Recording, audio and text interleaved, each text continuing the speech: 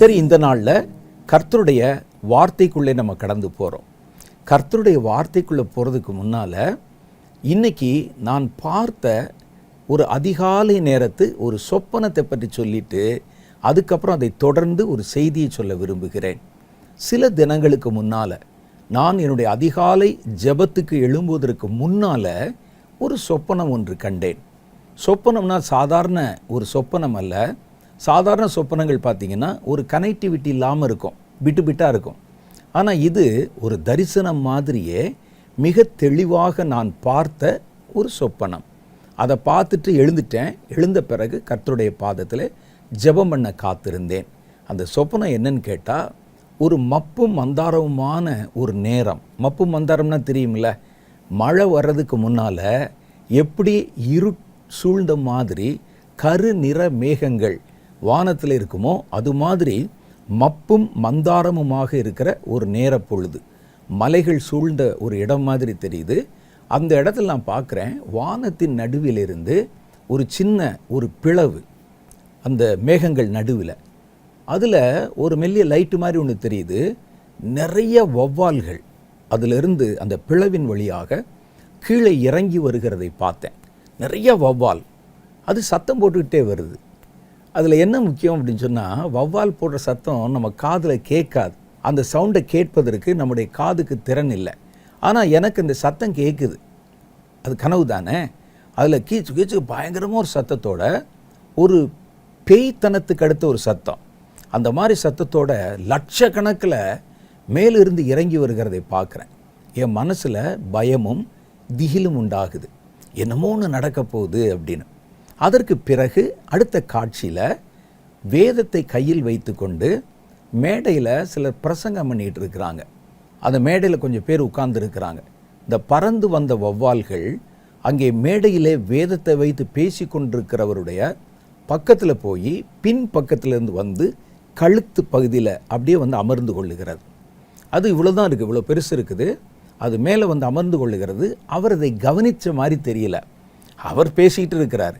இன்னும் நிறைய வௌவால்கள் பின்னால் உட்கார்ந்துருக்கிறவங்க மேலே, கூட்டத்தில் கலந்து கொண்டவர்கள் பக்கத்தில் அந்த கழுத்தில் பார்த்து அவர்கள் பக்கத்தில் வந்து உட்கார்ந்து கழுத்தை அப்படியே கடித்து ரத்தத்தை குடிக்குது.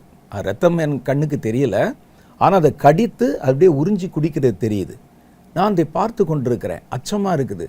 இது என்ன இப்படி நடக்குது? அவர்களுக்கு எந்த உணர்வும் இல்லாமல் அவரவர் தன்னுடைய வேலையை செய்து கொண்டிருக்கிறாங்களே, இது என்ன அப்படின்னு தெரியலையே அப்படின்னு சொல்லி நான் அதை கவனித்து பார்த்துக்கிட்டு இருக்கிறேன்.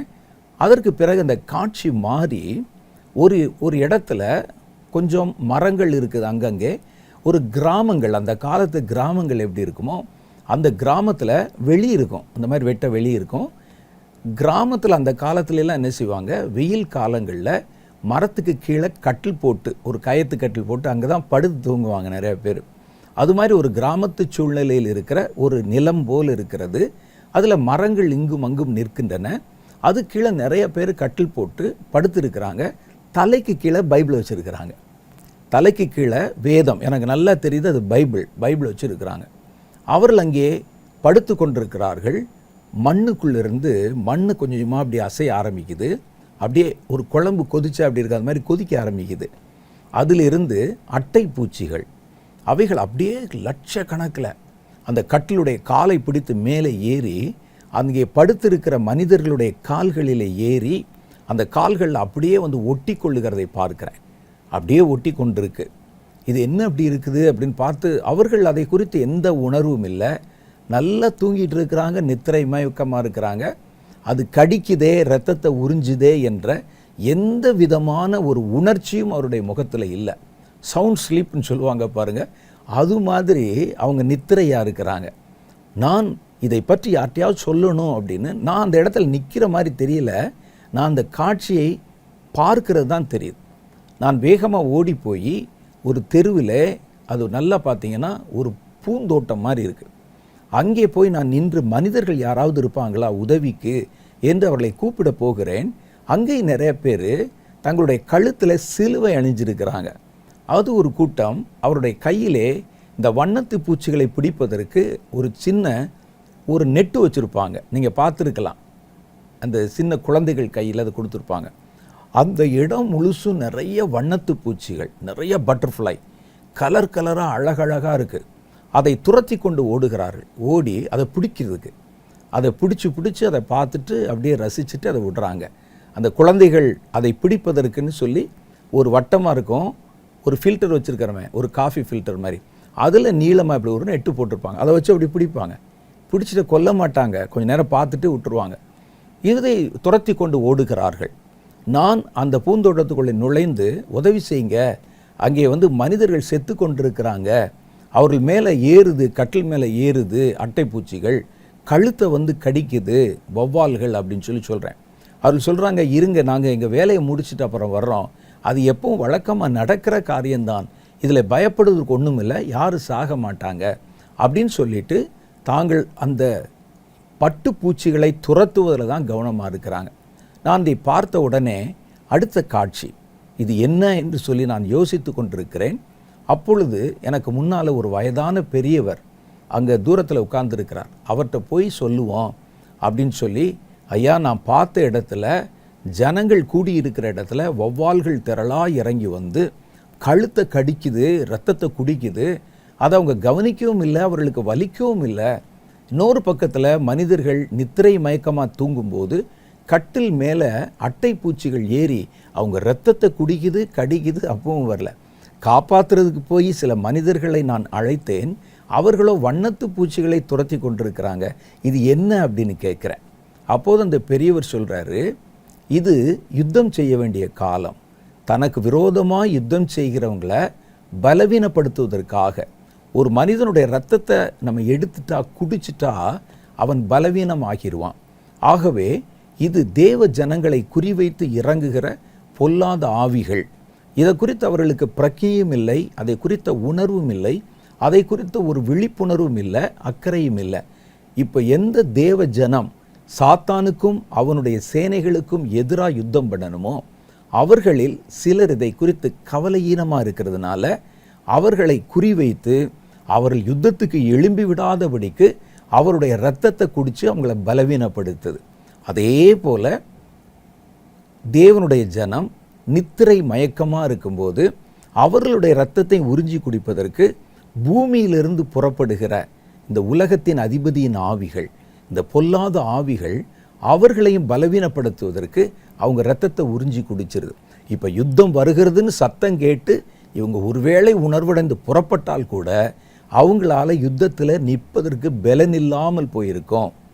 வண்ணத்து பூச்சிகள் இவ்வளவு காரியம் நடக்கிறத பற்றி கவலைப்படாமல் இன்னைக்கு உலகத்தின் ஆடம்பரத்தின் பின்னாலையும் பொழுதுபோக்குகளின் பின்னாலையும் பொழுதுபோக்கு கிறிஸ்தவத்தின் பின்னாலையும் ஓடிக்கொண்டிருக்கிற தேவனுடைய ஜனங்கள், அவங்களுக்கு ஒரு நேர வாழ்க்கை, ஆடம்பரமான வாழ்க்கை, சுகபோகமான வாழ்க்கை, அவங்களுக்கு எதை பற்றியும் கவலை இல்லை, தாங்கள் சந்தோஷமாக இருந்தால் போதும் என்று தேவனுடைய காரியங்களை கொண்டாட்டமாக மாற்றி கொண்டவர்கள்.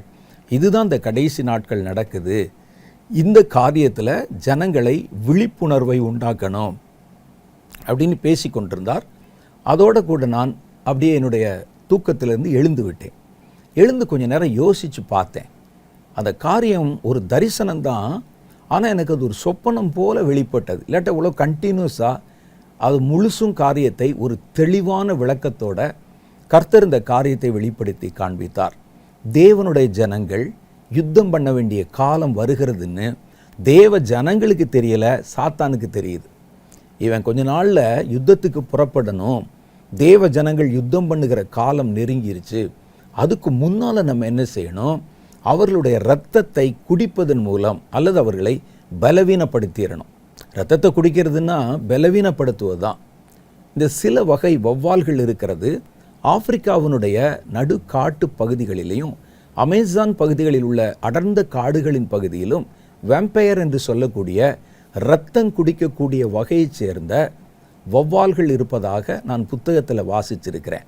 இந்த வௌவால்கள் என்ன செய்யும், மனிதர்கள் தூங்கும்போது இரவு நேரத்தில் அவங்க முகத்துக்கு பக்கத்தில் நான் சொன்ன மாதிரி ஆப்பிரிக்கா காட்டு பகுதியிலெல்லாம் நிறைய பேர் நம்ம ஊர் மாதிரி இந்தியா மாதிரி வெளியே குடிசைக்கு வெளியே கட்டில் போட்டு படுத்து தூங்குவாங்க. அவர்கள் பக்கத்தில் தன்னுடைய செட்டையை வைத்து முகத்தில் அப்படியே வீசுமா. முகத்தில் வீசினோடனே அந்த செட்டையில் இருக்கக்கூடிய அந்த அமிலங்கள் கலந்த வாசனையா அல்லது என்னன்னு தெரியல, அவங்களுக்கு அப்படியே நித்திரையாக வந்துடும், நல்ல தூக்கம் வந்துடுமா. இந்த தூக்கம் வர நேரத்தில் அவருடைய கழுத்தில் தன்னுடைய பற்களை வைத்து இரத்தத்தை உறிஞ்சி குடிக்கும். இந்த ஆவிகளுக்கு பேர் இரத்த காட்டேரி ஆவி மாதிரி. இந்த வௌவால்களுக்கு பேரே வேம்பயர் என்று தான் பேர் வைத்திருக்கிறார்கள்.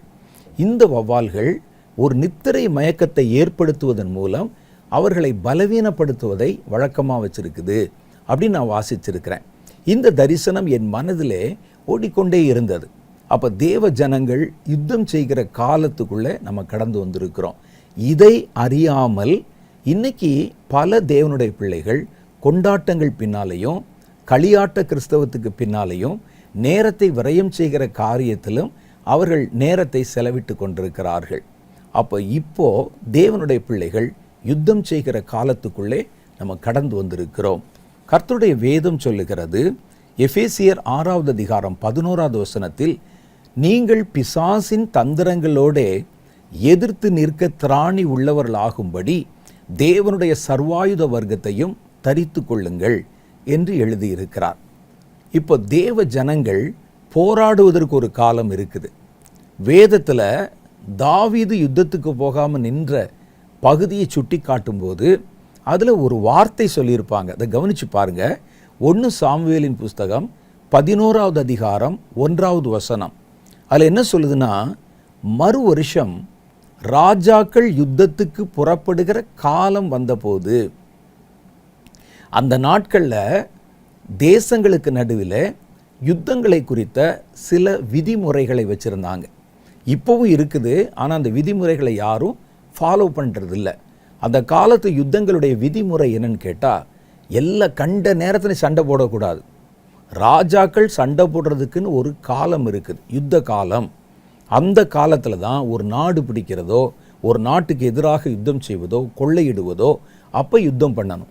இல்லாட்டா எல்லா நேரம் சண்டை போட்டுருந்தால் நாட்டினுடைய வளர்ச்சியை குறித்து நம்ம கவலைப்பட முடியாதுன்னு அந்த தேசங்கள் நடுவிலே அல்லது உடன்படிக்கை மாதிரி ஒரு காரியத்தை விதிமுறை வச்சுருந்தாங்க. ஒரு சண்டை நடக்கும்போது கூட பார்த்திங்கன்னா, அந்த காலத்து யுத்தத்தில் சாயந்தரம் பொழுது சாய்கிற வரைக்கும் தான் சண்டை போடுவாங்க.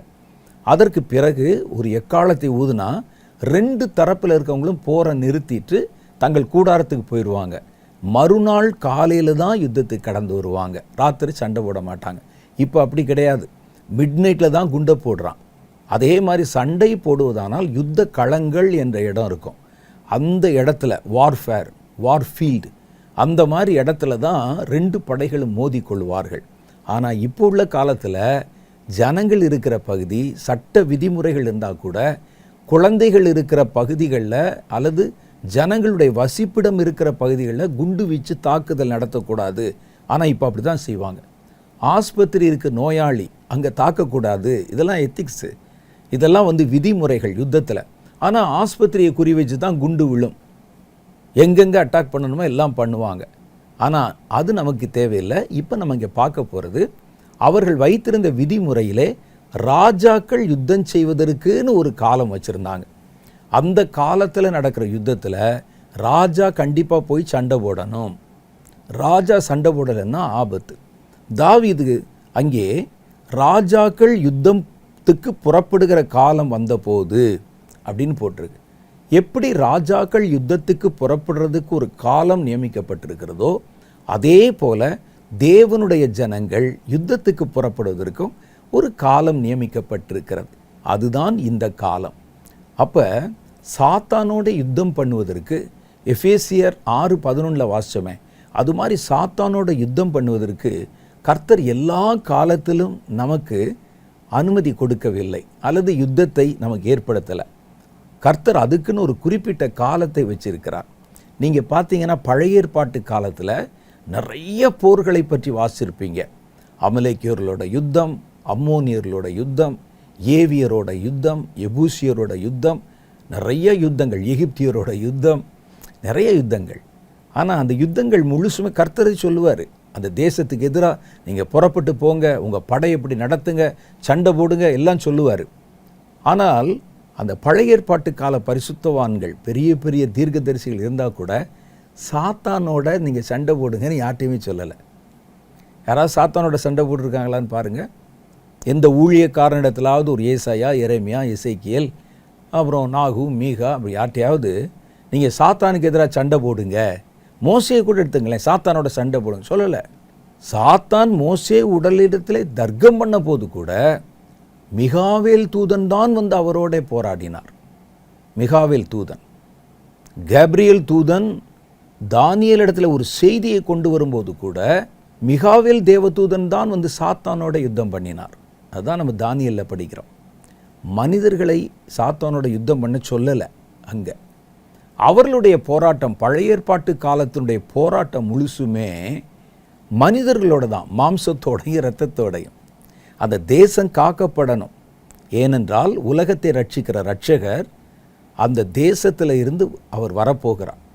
அந்த 12 கோத்திரத்தில் ஒரு கோத்திரத்தில் இருந்து ரட்சகர் வெளிப்பட போகிறார், மேசியா வரப்போகிறார். அந்த கோத்திரத்து நிமித்தம் இந்த 12 கோத்திரத்துக்கும் கிருபை கிடைத்தது. அவர் வர்ற வரைக்கும் இவங்களை கர்த்தர் பாதுகாப்பாய் வைத்து கொண்டார்.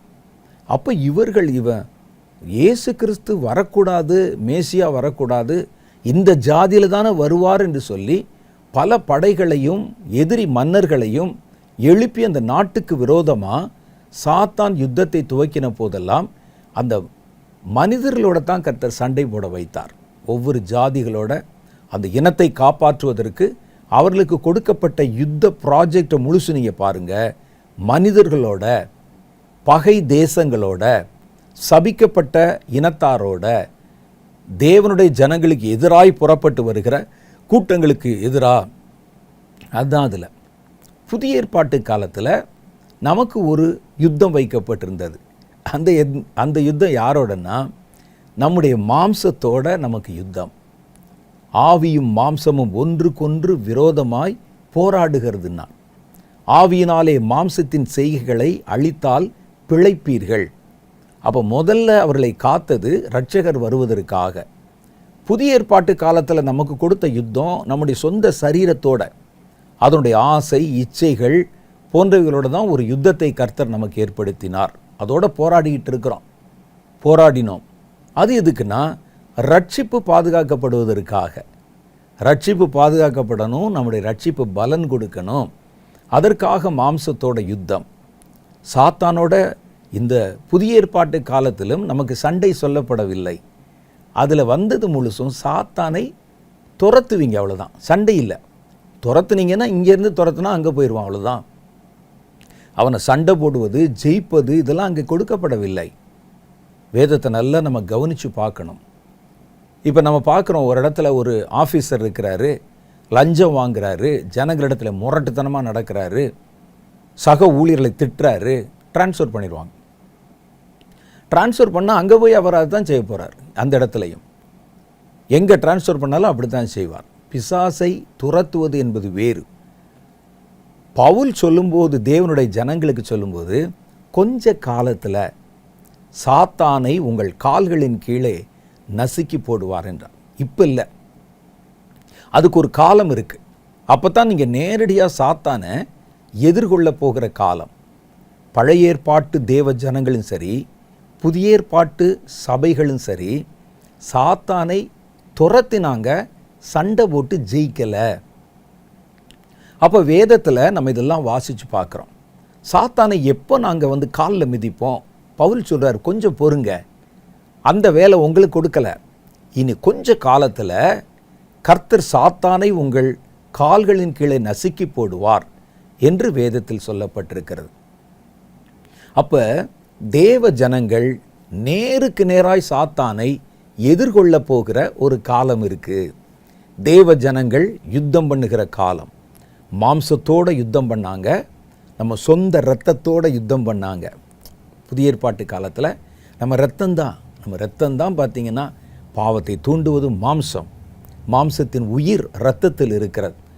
அப்போ சொல்கிறாரு, நீங்கள் இது வரைக்கும் பார்த்த யுத்தம் மாம்சத்தோட இரத்தத்தோட. ஆனால் இனி நீங்கள் பார்க்க போகிற யுத்தம் மாம்சத்தோடும் இரத்தத்தோடும் அல்ல, அதிகாரங்களோடும் துரைத்தனங்களோடும் அந்தகார லோகாதிபதிகளின் ஆவிகளோடும் வானமண்டலத்தின் பொல்லாத ஆவிகளின் சேனைகளோடும் உங்களுக்கு போராட்டம் உண்டு. அப்போ ஜனங்கள் நேரடியாக போராடுறதுக்கு மாம்சத்தில் போராடுற போராட்டத்தை நிறுத்திட்டு இரத்தத்தோடு போராடுகிற போராட்டத்தை விட்டுட்டு நேரடியாக சாத்தானோட ஒரு யுத்தம் செய்ய போகிறோம். அதுக்கு ஒரு காலத்தை கர்த்தர் நியமித்திருக்கிறார். அந்த காலம்தான் இப்போ வரப்போகுது. அது வருவதற்கு முன்னால் சாத்தான் எப்பவுமே ரொம்ப முன்னெச்சரிக்கையான நடவடிக்கைகளில் இறங்கி விடுவான். அந்த காலம் வரப்போகுதுன்னு தெரிஞ்சால் அதுக்கு முன்னால் இவர்களை பலவீனப்படுத்திடணும். பலவீனத்தை இவர்கள் முன்னால் போட்டுட்டா அவன் சண்டைக்கு வந்து நின்னா கூட நம்மை ஜெயிக்க முடியக்கூடாது என்பது சாத்தானுடைய ஒரு திட்டம்.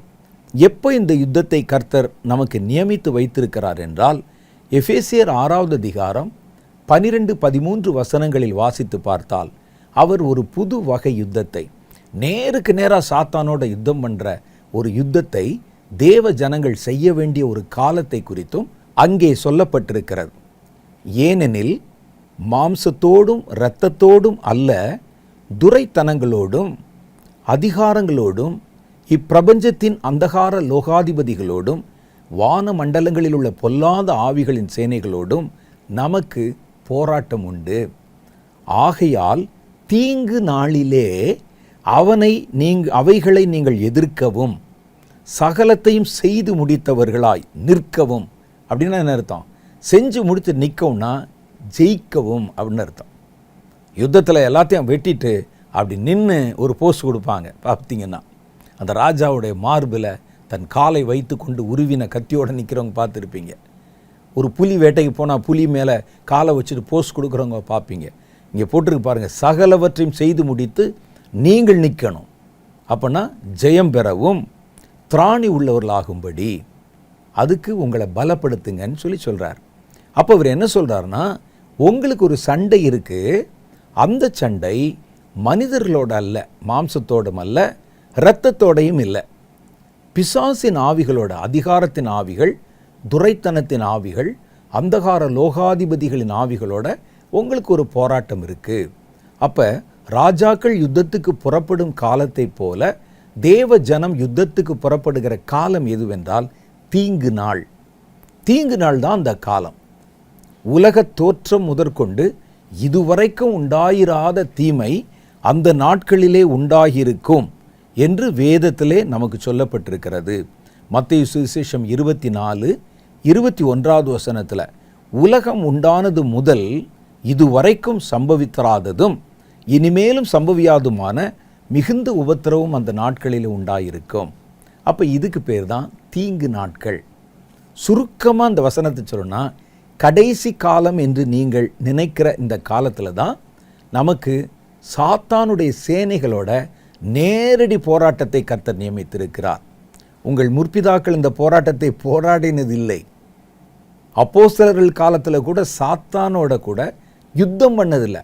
சும்மா சண்டை போட்டு அவனை தள்ளி விடுறது வேற, யுத்தம் பண்ணதில்லை.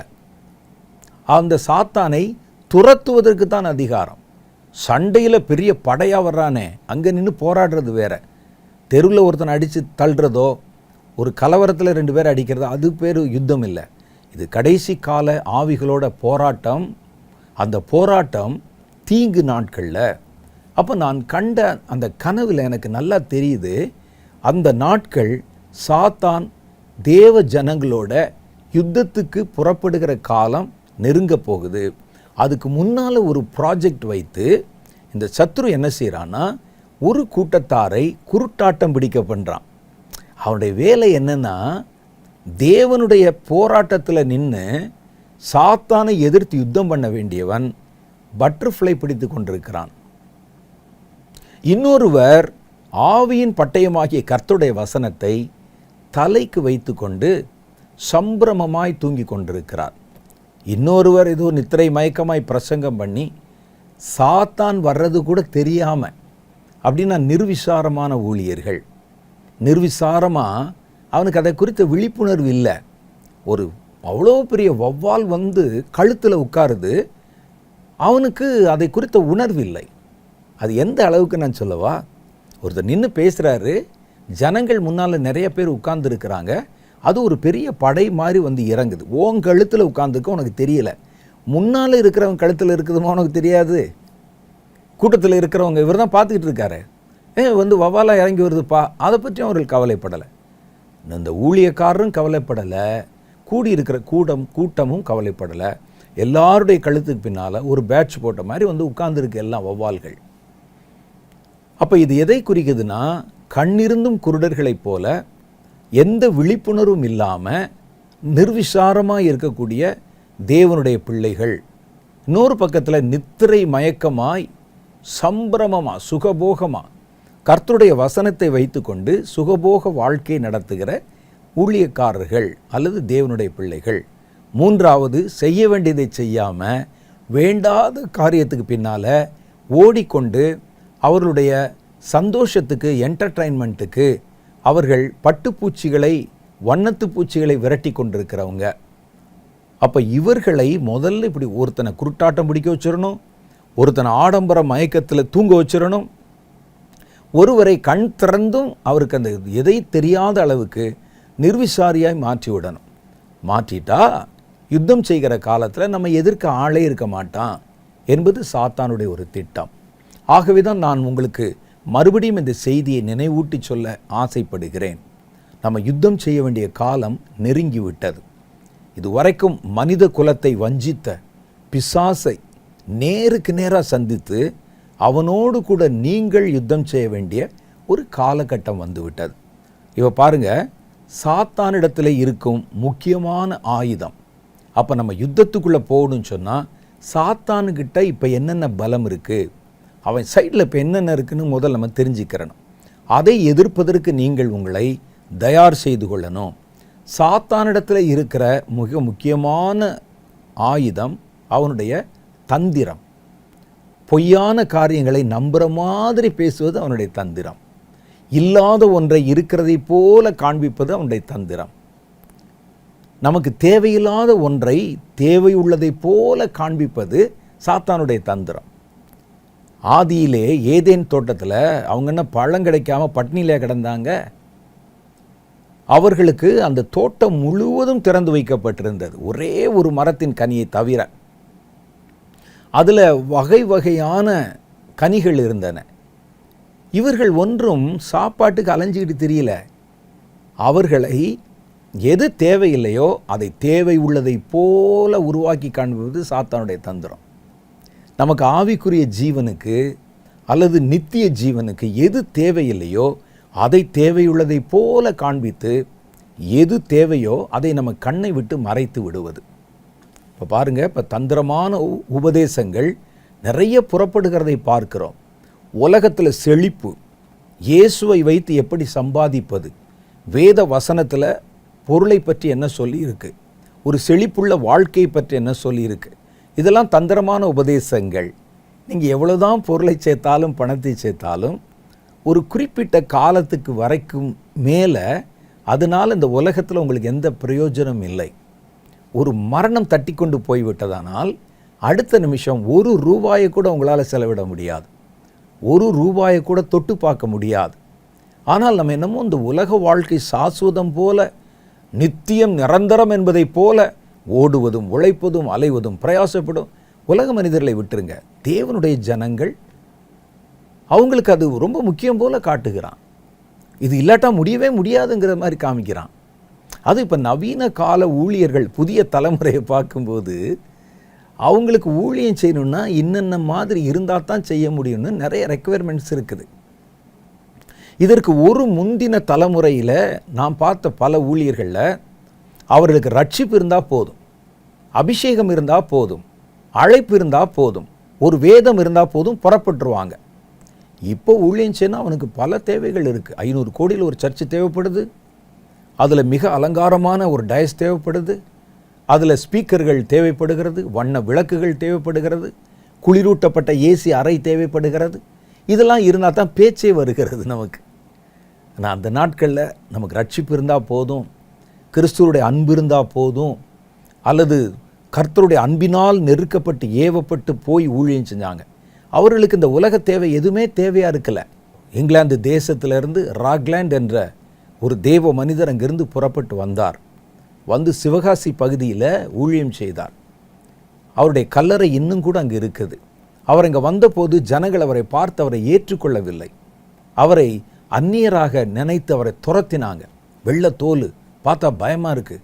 அவரை விரட்டினாங்க. அவருக்கு அங்கிருந்து அவர் ஒன்றும் கொண்டு வரல. அவருக்கு சாப்பிடுவதற்கு வழி இல்லை. ஒரு வீட்டில் கேட்குறாரு, அம்மா சாப்பிடுவதற்கு ஏதாவது கொடுங்க, நான் ஒரு ஊழியக்காரன்னு கேட்குறாரு. அந்த அம்மா சொன்னாங்க, எங்கள் வீட்டில் சுட சுட ஒரு கஞ்சி இருக்குது, ஆனால் அதை வாங்கி குடிப்பதற்கு உங்கள்கிட்ட ஒரு பிளேட் இல்லையே, ஒரு பாத்திரம் இல்லையே அப்படின்னு சொன்னாங்க.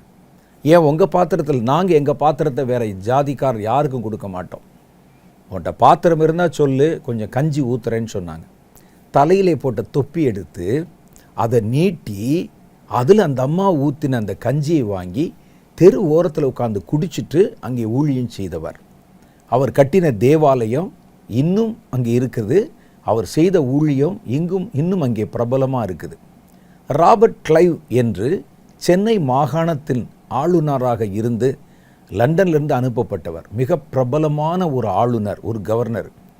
அவர் சென்னை மாகாணத்தில் கவர்னராக நியமிக்கப்பட்ட போது அங்கே இருக்கிறவங்ககிட்ட கேட்டு ராக்லாண்ட் என்ற ஒரு ஊழியக்காரர் வந்தாரே, அவருடைய கல்லறை எங்கே இருக்குன்னு தெரியுமா உங்களுக்கு அப்படின்னு கேட்டார்.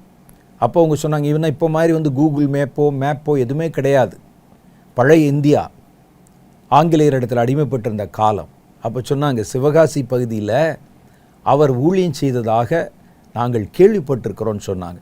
உடனே தன்னுடைய குதிரை எடுத்துக்கொண்டு சிவகாசி வரைக்கும் பிரயாணம் பண்ணி அவருடைய கல்லறையை பார்த்து தன்னுடைய தலையில் இருந்த தொப்பியை கழற்றி முழங்கால நின்று மரியாதை செலுத்தினார். அவர் சொன்னார், இவர் யாருன்னு உங்களுக்கு தெரியாது. இங்கிலாந்து தேசத்தில் இவருடைய தகப்பனார் ஒரு லார்டு, ஒரு பெரிய பிரபுவாக இருந்தவர்.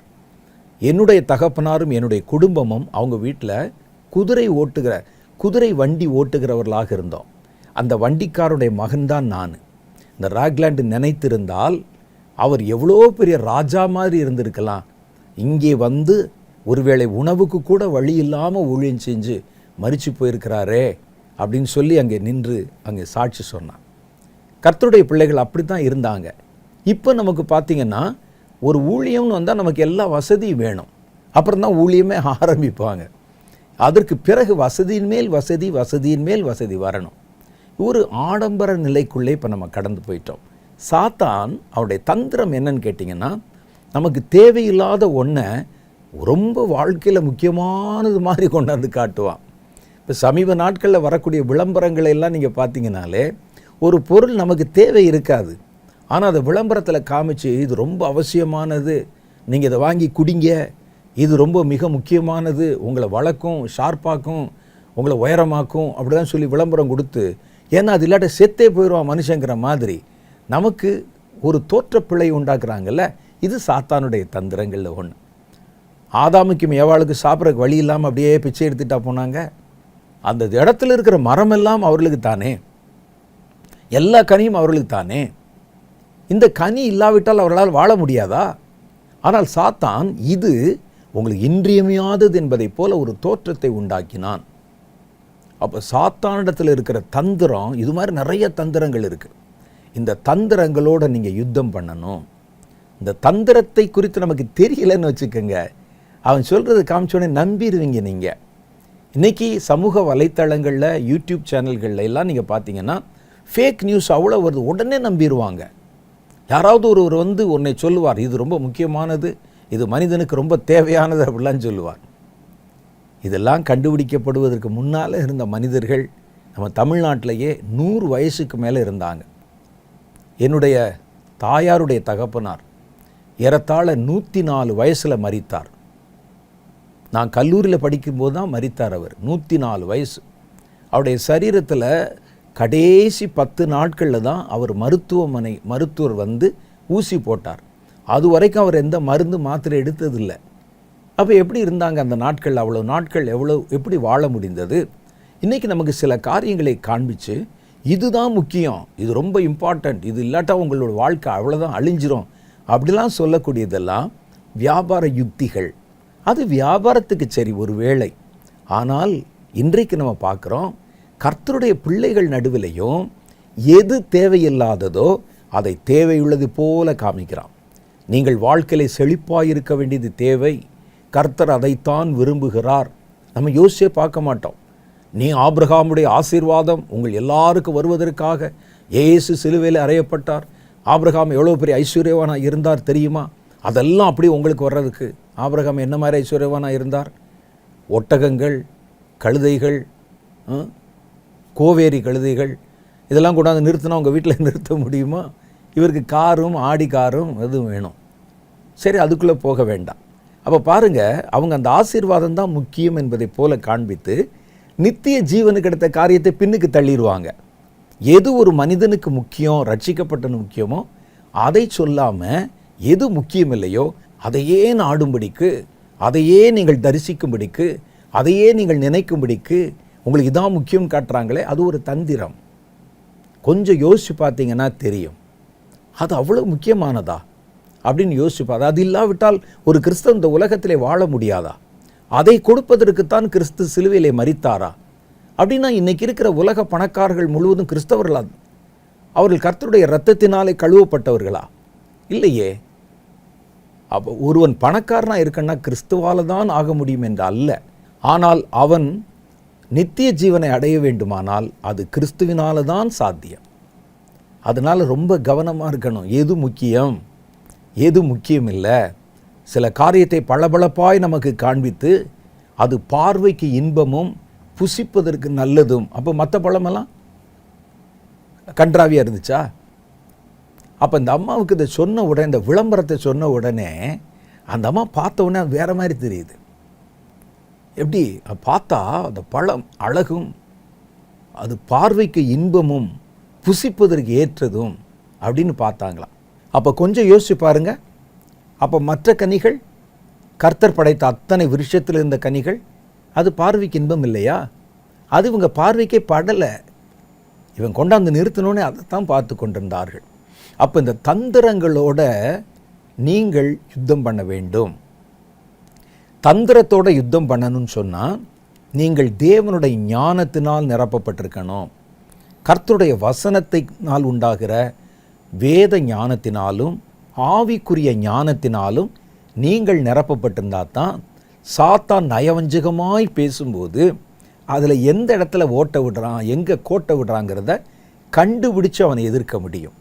இயேசு 40 நாட்கள் புசியாமலும் குடியாமலும் இருந்தபோது 40வது நாள் சாத்தான் அவருக்கு முன்னால் வந்து அவரிடத்துல வசனத்தை காண்பிச்சு தான் பேசினான்.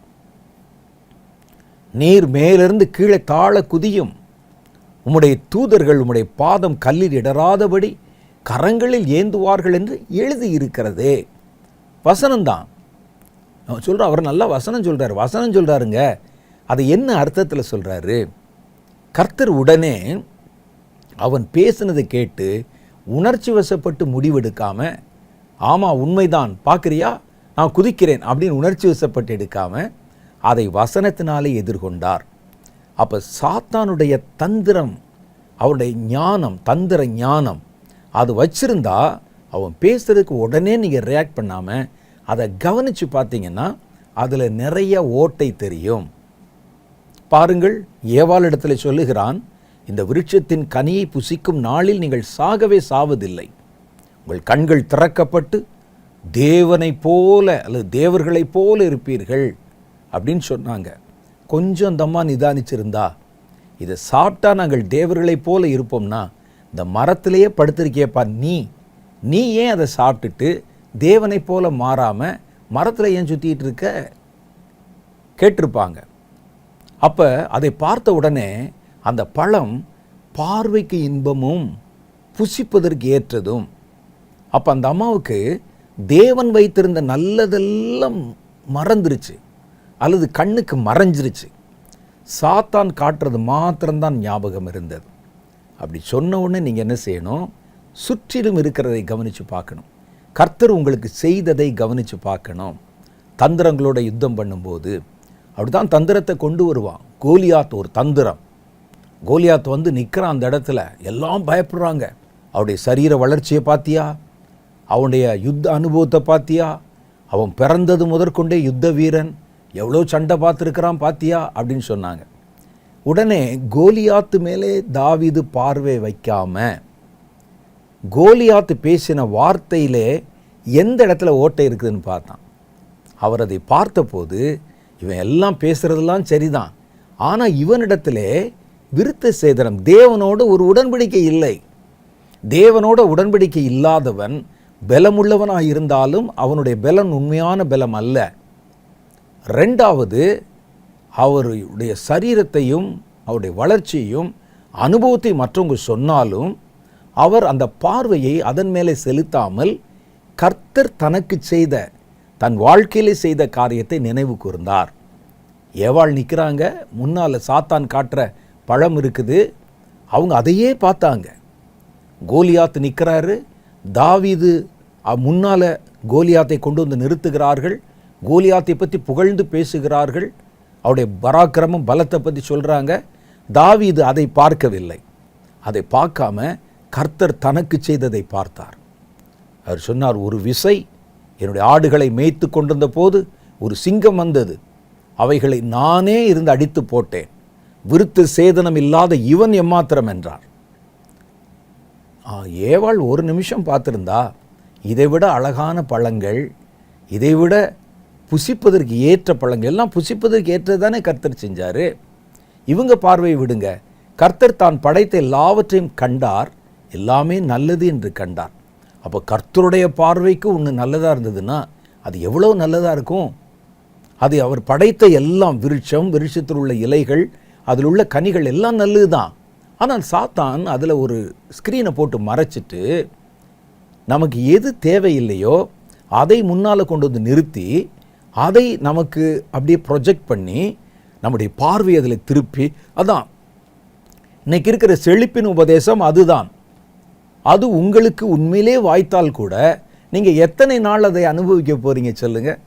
அப்போ தேவன் நமக்கு வைத்திருக்கிற நித்திய ஜீவனுக்கு எடுத்த காரியங்களை தர போட்டுட்டு உங்களை ஜெபிக்க சொன்னாலும் பொருளை தேடி, உங்களை ஊழியம் செய்ய சொன்னாலும் அதனுடைய லாபத்தை தேடி, காணிக்கை கொடுக்க சொன்னால் கூட அதில் உங்களுக்கு நீங்கள் ஒன்று கொடுத்தா 10 கிடைக்கும் என்று வியாபாரத்தை பேசி, எது தேவையில்லையோ அதை உங்களுக்கு முன்னால் கொண்டாந்து நிறுத்துவது சாத்தானுடைய தந்திரம். இந்த தந்திரங்களோடு நீங்கள் போராடணும், ஜெயிக்கணும்னு சொன்னால் நீங்கள் கண்டிப்பாக வேதத்தில், வசனத்தில், வேதத்தை அறிகிற அறிவிலே நீங்கள் கவனமாக வளரணும். சாத்தான் வசனத்தை வைத்து தான் பேசினான், வெளியே கேட்கும்போது நல்லது மாதிரி தான் தெரிந்தது. ஆனால் இயேசு அவருடைய நோக்கத்தை புரிந்து கொண்டார். ஒரு வசனத்தை சொன்னால் கூட என்ன நோக்கத்துக்காக சொல்கிறான்னு ஒன்று இருக்குல்ல. இன்றைக்கி நிறையா பேர் வசனத்தை சொல்கிறாங்க, என்ன நோக்கத்துக்கு சொல்கிறாங்க? உங்களிடத்திலிருந்து ஒரு தற்பொழிவை எதிர்பார்க்க, அல்லது உங்களிடத்திலிருந்து ஒரு காணிக்கை எதிர்பார்க்க. எந்த நோக்கத்தில் சொல்கிறாங்க? சாத்தானு வசனத்தை தான் பேசினார், கர்த்தர் நோக்கத்தை கண்டுபிடித்து விட்டார். அப்போ நீங்கள் கர்த்தருடைய வசனத்தினாலே நிறைந்திருக்கணும், வார்த்தைகளிலே நீங்கள் கவனமாக இருக்கணும். சாத்தானை சாட்சியின் வசனத்தினாலும் ஆட்டுக்குட்டியின் இரத்தத்தினாலும் ஜெயித்தார்கள். இயேசு வசனத்தை வைத்து சாத்தானை ஜெயித்து காண்பித்தார். அப்போ உங்களுக்கு நல்ல பைபிள் தெரியணும், வேதம் தெரியணும், கர்த்தரிடத்தில் காத்திருந்து ஒவ்வொரு வார்த்தைகளையும் விளங்கி கொள்ள வேண்டும். அது ரொம்ப முக்கியம். கடைசி காலத்தில் பைபிளை மாத்திரம் நீங்கள் அவாய்ட் பண்ணிட்டீங்கன்னா நீங்கள் பலவீனராய் மாறிவிடுவீர்கள். இன்றைக்கி நல்ல வார்த்தைகளை பிரசங்கிக்கிற ஊழியர்கள் குறைவு, நல்ல வார்த்தைக்குள்ளே நடத்துகிற சபைகள் குறைவு. எல்லாம் ஆட்டம் பாட்டம், ஒரு மாய கிறிஸ்தவம் இன்றைக்கு தீவிரமாய் பரவி கொண்டிருக்கிறதை பார்க்கிறோம். இப்போ இதில் நீங்கள் தான் கவனமாக இருக்கணும். அப்போ யுத்தம் செய்கிற காலத்தில் ஜெயிக்கணும்னா நீங்கள் தந்திரத்தை கர்த்தருடைய வசன ஞானத்தினால்தான் ஜெயிக்க முடியும் என்று கர்த்தருடைய வேதம் காட்டுது. இப்போ சாத்தான் இடத்துல என்னென்னலாம் இருக்குது? முதல் காரியம் தந்திரம் இருக்குது. கடைசி காலத்தில் சாத்தான் கையில் என்னென்ன இருக்குதுன்னு கேட்டால், உலகமும் உலகத்தின் அதிகாரங்களும் ராஜ்யங்களின் அதிகாரங்களும் சாத்தானுடைய கையில் இருக்கு. அப்போ நீங்கள் இவைகளோட எல்லாம் போராட வேண்டி இருக்கும். நீங்கள் போராட்டம்னு வந்துட்டீங்கன்னா உலகம் உங்களை எதிர்க்கும், ராஜ்யங்கள் உங்களை எதிர்க்கும், ராஜாக்கள் உங்களை எதிர்ப்பாங்க. அவைகளெல்லாம் அவன் கையில் இருக்குது. மத்தேயு சுவிசேஷம் 4வது அதிகாரம் 5-6 பாருங்க.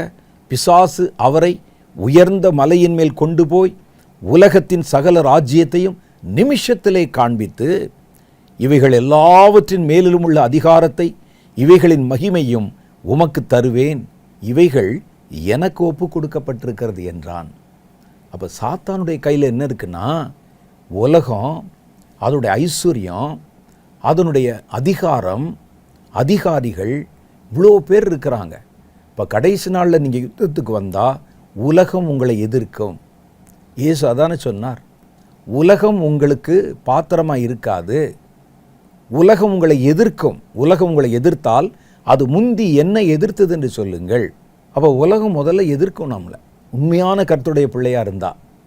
ரெண்டாவது காரியம் பாருங்களேன், உலகத்தின் ராஜ்யங்கள், அதிகாரிகள், இதோடெல்லாம் ஒரு யுத்தம். இயேசு அதெல்லாம் சந்தித்தார். உலகம் அவரை எதிர்த்தது, பழித்தார்கள். ராஜ்யங்கள், ராஜாக்கள் அவர் முன்னால் கொண்டு நிறுத்தப்பட்டார். இவைகள் எல்லாம் அந்த கடைசி காலத்தில் எதிர்க்கும். சட்டம் போடுவாங்க, நம்மளை சிறைப்படுத்துவதற்கு தேடுவாங்க. உலக ஜனங்கள் காட்டி கொடுப்பாங்க. உலக ஜனங்கள் நம்ம எதிர்ப்பார்கள். நீங்கள் பேசுகிற வார்த்தை பேசக்கூடாதுன்னு சொல்லுவாங்க. கர்த்தருக்கு நீங்கள் சாட்சி சொல்ல முடியாதுன்னு சொல்லுவாங்க. இவைகள் எல்லாம் எதிர்க்கணும். அப்போ உலகத்தை எதிர்க்கணும்னு சொன்னால், உலகத்தினுடைய அதிகாரங்களை எதிர்க்கணும்னு சொன்னால், நீங்கள் பரலோகத்தின் அதிகாரங்களை பெற்றுக்கொள்ளணும். ஆவியானவர் நமக்கு தருகிற அதிகாரங்களை நீங்கள் பெற்றுக்கொள்ளணும். அப்போ தேவன் தம்முடைய வல்லமையினாலும் தம்முடைய அதிகாரத்தினாலும் நம்மை நிரப்பணும். அதை தேடி நீங்கள் ஜெபம் பண்ணணும். அடுத்து பாருங்க, அவன் சாத்தானுடைய கையில் இச்சையான காரியங்கள் இருக்குது. ஒன்று மிரட்டுவான் அல்லது ஆசை காட்டுவான். மிரட்டுவான், இயேசுவை நீ பின்பற்றக்கூடாது, விட்டுறணும், மிரட்டுவான். இல்லாட்டா ஆசையை காட்டி அதன் பின்னாலே நம்மை அலைய வைத்து நம்முடைய பந்தய பொருளை இழக்க வைத்து விடுவான். சிம்சோனுடைய காலத்தில் நடந்ததை போல. 1 யோவான் புஸ்தகம் 2வது அதிகாரம் 16வது வசனம். சாத்தானுடைய பேக்ரவுண்டை தெரிஞ்சுக்கங்க, அவன்கிட்ட என்னென்ன இருக்குன்னு. சாத்தான் சொன்னோடனே அப்பாலே போ சாத்தானேன்னா உடனே போயிடுவான்னு நினைக்காதீங்க. அப்படி போயிட்டா அதுக்கு பேர் யுத்தமே கிடையாது. சண்டை போடணும், யுத்தம் பண்ணணும். இயேசு அப்படி சொல்லி அவனை ஜெயித்தார். நம்ம யுத்தம் பண்ணணும், வேதம் அப்படி சொல்லுது. உலகத்தினுடைய இச்சையான், அப்போ அவங்கிட்ட பேக்ரவுண்டில் என்னென்ன இருக்குது? ஒன்று தந்திரத்தில் மடக்க பார்ப்பான், அல்லது பயமுறுத்தல்ல அதிகாரங்களையும் அதிகாரிகளையும் ராஜ்யங்களையும் வச்சு உங்களை மிரட்ட பார்ப்பான். மூணாவது, அவன் கையில் என்ன இருக்குன்னு கேட்டால், உலகத்தின் இச்சைகளும் ஆசாபாசங்களும் அவன் கையில் இருக்குது. ஒவ்வொரு நாளும் புதுசாக ரிலீஸ் பண்ணிகிட்டே இருக்கிறான். நீ பாருங்களேன், நோவாவின் காலத்தில் எப்படி அதெல்லாம் மிஞ்சிட்டாங்க. நோவாவின் காலத்தில் மிஞ்சி போனால் என்ன செஞ்சாங்கன்னு தெரியல. ஆனால் இப்போ பார்த்தீங்கன்னா நவீன யுகத்தில் கண்டம் விட்டு கண்டம் பாவம் செய்கிறான். அப்போ இவைகளை வேதம் சொல்லுகிறது. 1 யோவான் புஸ்தகம் 2வது அதிகாரம் 16வது வசனத்தில், ஏனெனில் மாம்சத்தின் இச்சையும் கண்களின் இச்சையும் ஜீவனத்தின் பெருமையுமாகிய உலகத்தில் உள்ளவைகள் எல்லாம் பிதாவினால் உண்டானதல்ல, அவைகள் உலகத்தினால் உண்டானவைகள், பிசாசினால் உண்டானவைகள். நம்ம நினைக்கிறோம் வெள்ளிந்தியா உலகத்தில் இருக்கிற எல்லாமே கர்த்தர் உண்டாக்குனாருன்னு. இல்லை, சாத்தானுடைய கையில் போன உடனே கர்த்தர் உண்டாக்கினவர்களுக்கு நடுவிலே அவன் தான் உண்டாக்கினவைகளை உள்ளே கொண்டு வந்து வச்சுட்டான். அவனை சும்மாவா இருப்பான்? அவன் தன்னுடைய ப்ராடக்ட்ஸு அதையும் உள்ளே கொண்டு வந்து வச்சிருக்கிறான். அவைகள் என்னன்னு கேட்டால், எல்லாம் தேவ ஜனங்களை அல்லது மக்களை கர்த்தரிடத்திலிருந்து பிரிப்பதற்கான காரியங்கள். அவரோட சேர விடக்கூடாது, அவரை பார்க்க விடக்கூடாது, போக விடக்கூடாது. போனால் கூட அவனை இழுத்திரணும்.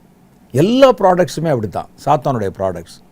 மாம்சத்தின் இச்சையும் கண்களின் இச்சையும் ஜீவனத்தின் பெருமை, தன் வாழ்க்கை குறித்த பெருமைக்காகவே சம்பாதிக்கிறேன். எங்களுக்கு எத்தனை பங்களா இருக்குது தெரியுமா? இருக்குது, 12 பங்களா இருக்குது. சரி, நீங்கள் எத்தனை பங்களாவில் இருக்கீங்க? எங்கள் வீட்டில் 100 ரூம் இருக்குது. சரி, நீங்கள் எத்தனை ரூமில் தூங்குறீங்க? எனக்கு 100 சட்டை இருக்குது. ஒரு நேரத்துக்கு எத்தனை சட்டை போடுறீங்க? எவ்வளவு சாப்பாடு இருந்தாலும் உங்கள் வயிற்றளவுக்கு தானே சாப்பிடுவீங்க. அப்போ இதெல்லாம் ஜீவனத்தின் பெருமையை காட்டுகிறது. இங்கேருந்து அங்கே வரைக்கும் கண்ணுக்கு எட்டின தூரம் வரைக்கும் இருக்க நிலம் இருக்குது பாருங்கள், எங்கள் நிலம்தான். ஆமாம், என்ன செய்ய போகிறீங்க? வாழ்கிற வரைக்கும் இப்படி சொல்லிகிட்டே திருவிங்க, அவ்வளோதான். நேரம் வந்த உடனே இதில் இருக்கிற மண்ணை கூட உங்களால் எடுத்துகிட்டு போக முடியாது. எல்லாத்தையும் விட்டு ஒரு நிமிஷத்தில் இந்த மரணத்தை பற்றி நினச்சா ரொம்ப ஆச்சரியமாக இருக்குது. ஒரு செகண்டில் நம்முடைய ஐடென்டிட்டி எல்லாத்தையும் அழிச்சிருதே. நமக்கு தேவையான எல்லாத்தையும் அழிச்சிருதே. நம்ம படித்த படிப்பு, நம்ம பெற்ற ஞானம், சேர்த்த பணம் எல்லாத்தையும் வச்சதே. அப்போ நம்ம இந்த உலகத்தில் வாழும்போது எது நமக்கு சொந்தம் இல்லை, அனுபவிக்கிறோம். அது எந்த அளவுக்கு உங்களுக்கு அனுபவிக்க முடியுமோ அவ்வளவு இருந்தால் அது நியாயம். இவருக்கு கண்ணு கட்டின தூரம் வரைக்கும் நிலம் இருக்குது, சொல்லிட்டு தெரிய வேண்டியதுதான். அதுதான் ஜீவனத்தின் பெருமை. பெருமைக்காக இந்த மாதிரி ஐஸ்வர்யத்தை சேர்க்கவும் ஆஸ்தியை சேர்க்கவும் ஒரு வாகனம் தேவை. ஆனால் அந்த வாகனம் இத்தனை கோடி உள்ள ஒரு காராக தான் இருக்கணும்னு சொன்னால் அது ஆடம்பரம், அது பெருமை. சில கார்களை பார்த்தா நமக்கு தெரியாது. அவங்க சொல்லுவாங்க, இந்த கார் எவ்வளோ விலை தெரியுமா, 58 லட்சம். அதை கொடுத்து வாங்கி அதுக்கப்புறம் அதுக்கு உண்டான செலவுகள் இதெல்லாம் பார்த்திங்கன்னா அதுக்கப்புறம் மேலே 1 கோடி வந்துடுது. இது எவ்வளோ தெரியுமா, 4.5 கோடி இந்த கார் விலை சொல்லித்தான் தெரியும். அதே தான், எந்த வாட்ச் கட்டினாலும் அதே நேரம் தான் காட்ட போகுது. கோடிக்கணக்கான ரூபா மதிப்புள்ள வாட்சை கட்டிங்கன்னா வேறு நேரமாக காட்ட போகுது. எல்லாம் ஒன்று தான். ஆனால் அது எதுக்கு செய்கிறாங்கன்னா ஜீவனத்தின் பெருமை. இதெல்லாம் என்னுடையது என்று சொல்லிக்கொள்ளுகிற பெருமை. அதுவும் டெம்பரவரி, அதுக்கு மேலே நீங்கள் சொல்ல முடியாது. அப்போ இதில் மேலே நாட்டம் வைக்காதபடிக்கு இதை காமிச்சு இதை முக்கிய மாதிரி காமிப்பான் உங்களுக்கு. அதை நீங்கள் எதிர்கொள்ள வேண்டும். அடுத்த காரியம் வல்லமை, பொய்யான அற்புதம். அவன் கையில் இருக்கிறது பார்த்தீங்கன்னா பவர் மாதிரி காமிப்பான். வல்லமை, பொய்யான அற்புதங்கள். அதை பார்த்துட்டு உடனே நம்ம பயந்துடுறோம். சில ஊழியக்காரர்களுமே அற்புதம் செய்வாங்க, இனி வரும் உண்மையிலே செய்வாங்க. ஆனால் அது தேவனால் உண்டானதல்ல, சாத்தானுடைய அற்புதங்கள். அதை கண்டுபிடிக்கணும். கர்த்தரிடத்தில் நடத்தாத, கர்த்தரிடத்தில் சேர்க்காத எந்த உபதேசமும் சாத்தானுடைய உபதேசம். கர்த்தரிடத்தில் நடத்தாத, கர்த்தரிடத்தில் சேர்க்காத எந்த அற்புதமும் சாத்தானுடைய அற்புதம். அப்போ இதெல்லாம் கடைசி நாட்களில் நடக்கும். இவைகளை நீங்கள் கண்டுபிடிச்சு அதை எதிர்க்கணும், கட்டணும். 2 தெசலோனிக்கேயர் புஸ்தகம் 2வது அதிகாரம் 9வது வசனம் சொல்லுது, அந்த அக்கிரமக்காரனுடைய வருகை சாத்தானுடைய செயலின்படி சகல வல்லமையோடும் அடையாளங்களோடும் பொய்யான அற்புதங்களோடும் இருக்கும். அப்போ இவைகளோடு நீங்கள் போராடணுமே. அவன் கேட்பான் உங்களை, பாருங்கள் நாங்கள் இவ்வளோ அற்புதம் செய்கிறோம், நீ கடவுளுடைய ஆள்னு சொல்கிறியே, நீ அற்புதம் செஞ்சு காட்டு அப்படின்னு சொல்லுவான். செத்தவனை உயிரோடு எழுப்பி காட்டு, நாங்கள் நம்புகிறோம் அப்படின்னு சொல்லுவோம். அப்போ அவர்கள் செய்கிற அற்புதத்தை பார்த்து மிரண்டு போயிடக்கூடாது, அதில் இழுப்புண்டு போயிடக்கூடாது. அவைகளுக்கு எதிராக யுத்தம் செய்யணும். சாத்தான் இந்த யுத்த காலம் நெருங்கி விட்டது என்பது அவனுக்கு தெரிகிறது. ஆகவே உங்களை பலவீனப்படுத்துவதற்கு போராடுகிறான். இன்றைக்கி நமக்கு அதிக சமயம் ஆயிடுச்சு.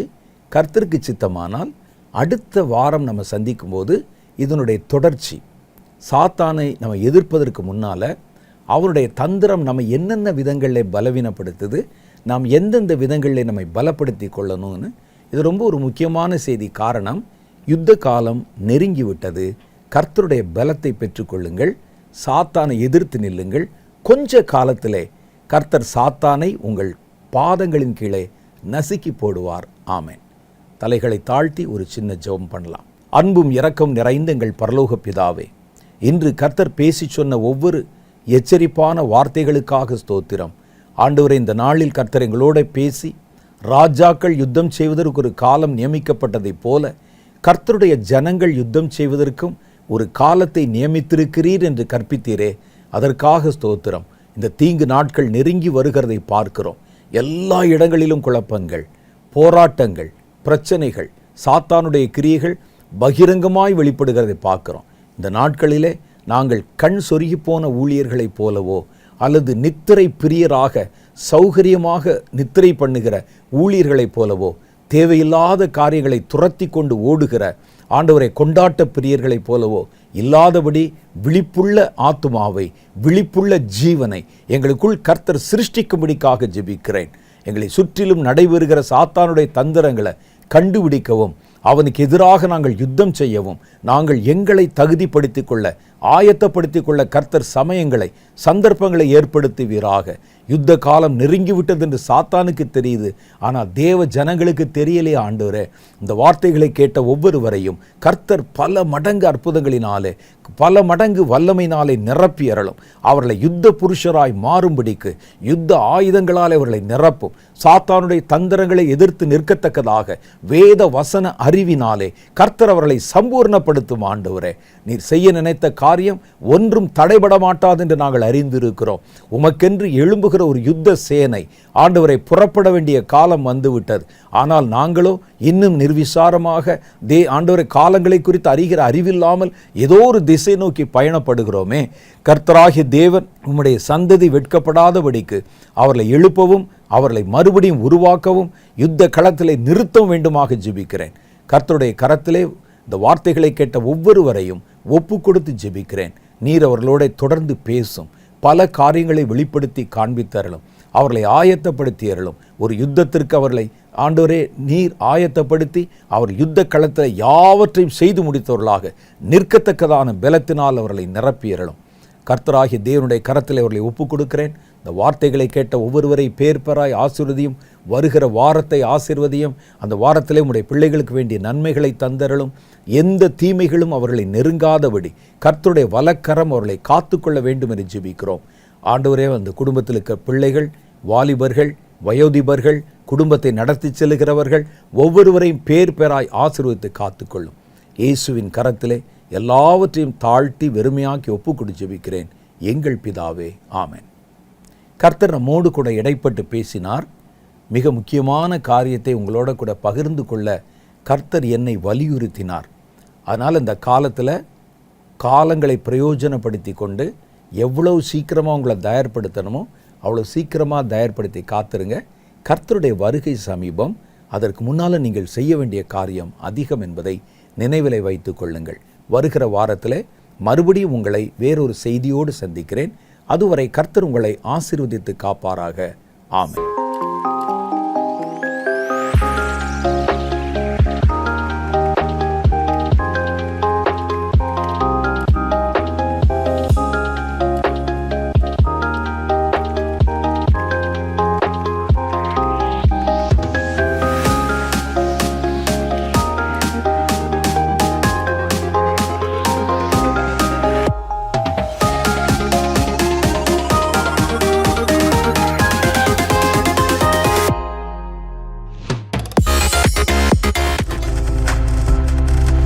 நீங்கள் பார்த்து கொண்டிருப்பது உங்கள் ஜாய் டிவி. உங்கள் துக்கம் சந்தோஷமாய் மாறும்.